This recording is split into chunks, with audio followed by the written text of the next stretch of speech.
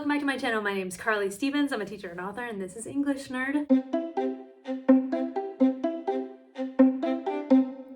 So today I wanted to talk about some epic conventions. The word epic is used as a general adjective nowadays to talk about something that is grand in scope and that kind of thing, like Lord of the Rings is often referred to as an epic.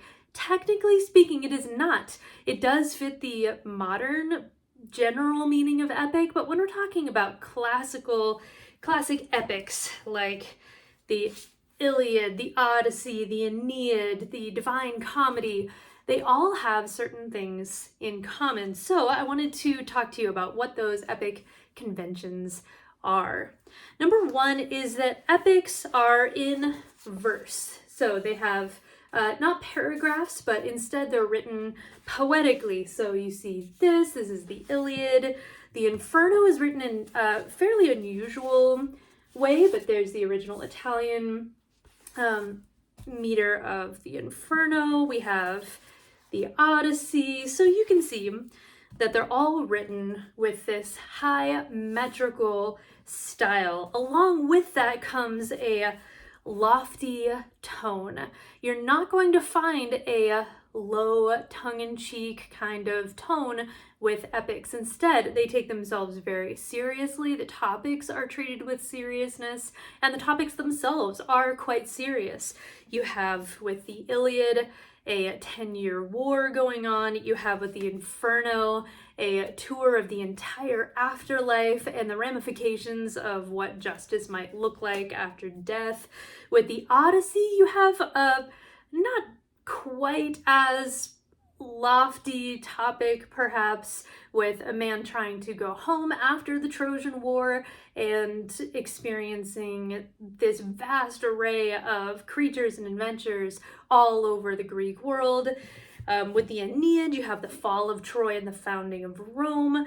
So all kinds of lofty topics written about in a lofty way. Another epic convention is that they all begin in medias res, which is just a Latin phrase that means in the middle of things, which is true. So you have the Odyssey beginning in the middle, in fact, toward the end of Odysseus's wanderings, and then you kind of go through flashbacks through the rest of the adventures.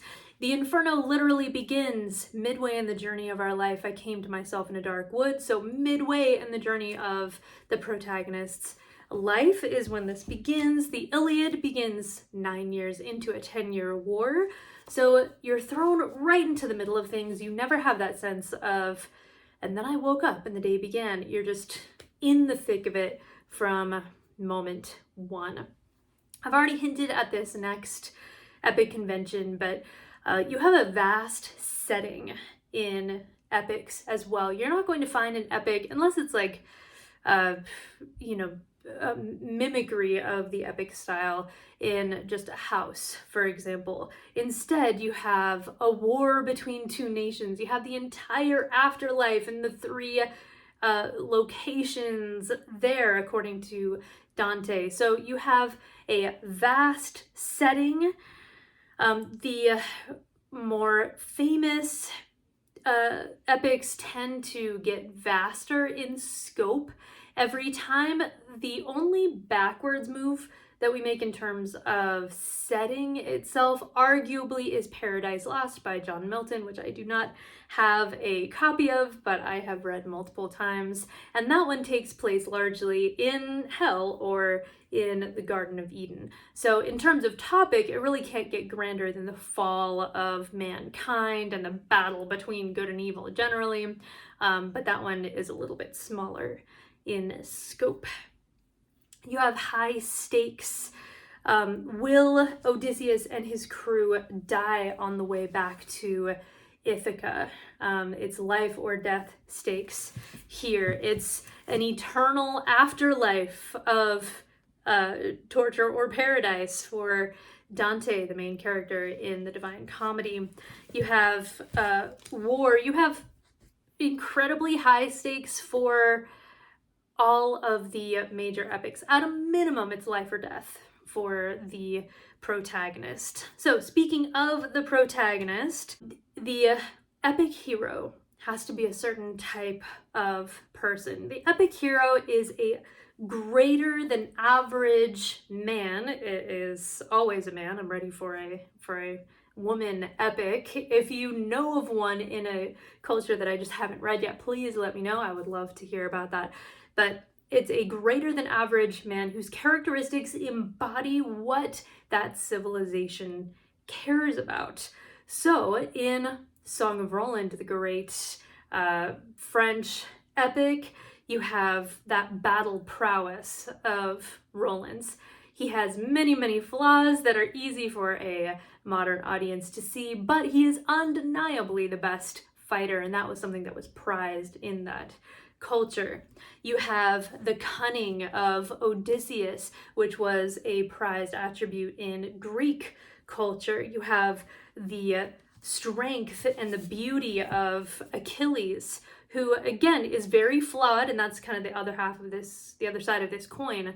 But he is very strong, he is very beautiful, and those were also prized attributes in ancient Greece, which is the culture from which the Iliad comes. So you have a greater than average hero who embodies the culture and what matters to it, those values, right? But then the hero also has a tragic flaw.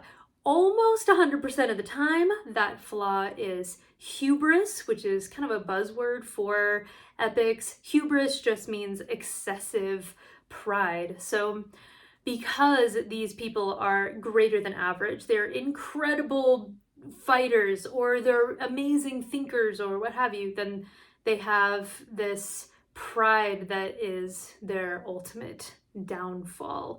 So interestingly, in Paradise Lost, again by John Milton, the great English epic, Satan is the epic hero.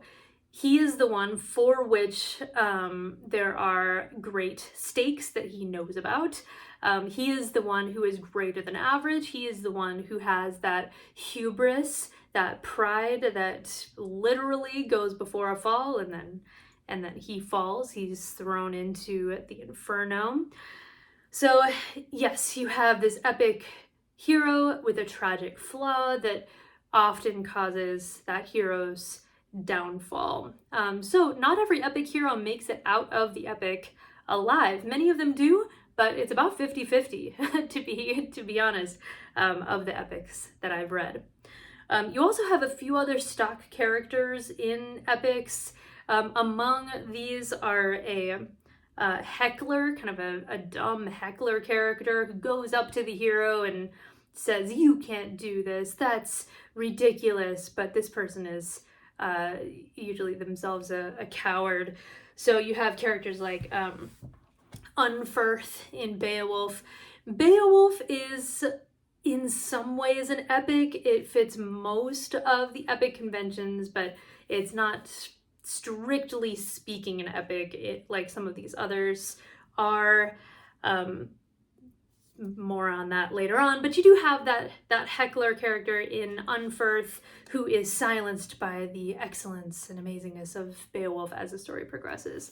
You also very often have a seer like Tiresias come up and predict doom or something bad to happen, and the hero will often not listen to that warning and go headlong because of their hubris into some kind of danger. So the epic hero is the primary character that you run into, of course, in an epic, but you have these others as well. If you're wondering to yourself, what about Dante in Dante's Inferno? Dante, the poet, really turned some of the epic conventions on their heads as well. He was an innovative kind of person, and so he is the most average everyman epic hero that you're going to run into. However, the stakes, the tone, the setting, a bunch of other things are in place, so I can pretty comfortably call this an epic as well. All right, another characteristic of epics is divine intervention. Now, the Divine Comedy is nothing if not divine intervention from top to bottom. You have the spirit of Beatrice sending Virgil on this mission to help Dante. You have, in the middle of Dante and Virgil's journey, a literal angel, a messenger from God, coming down and opening some gates for them to get to the next section.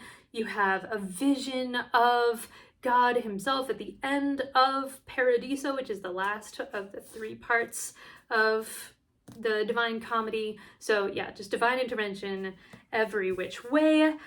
In the Iliad, the battle between the Greeks and the Trojans, the Greek gods take sides in that conflict and help the warriors that they prefer.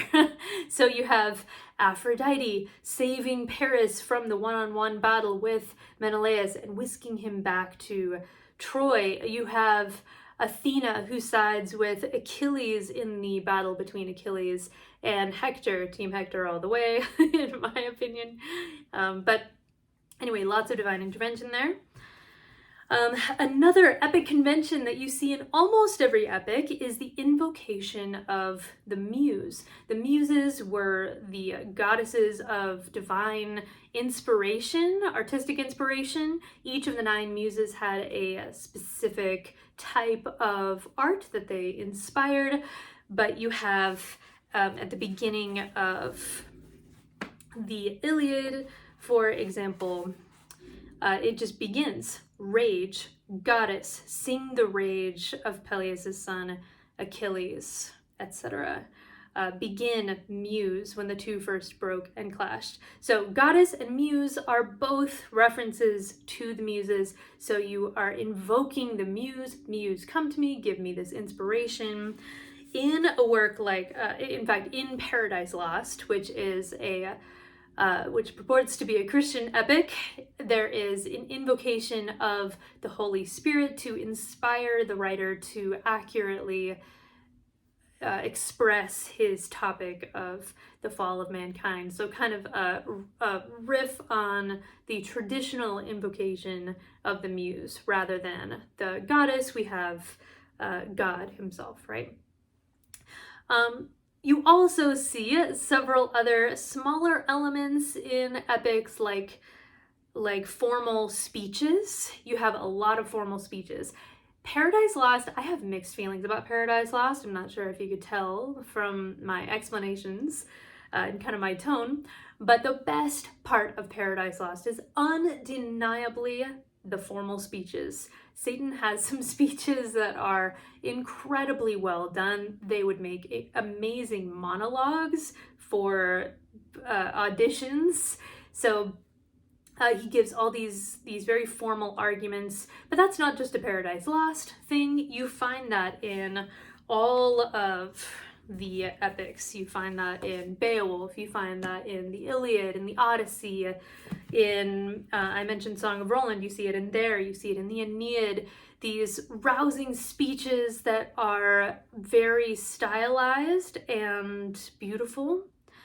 You also have epic catalogues. This is not my favorite element of epics, just on a personal level. I like a lot of things about epics, but epic catalogues are part and parcel of what you get, but it's basically a long list. It gives you a better sense of the scope of whatever it might be. So in the Aeneid, for example, in book 10, you have a long list of ships, much like you get in the Iliad, Homer's Iliad.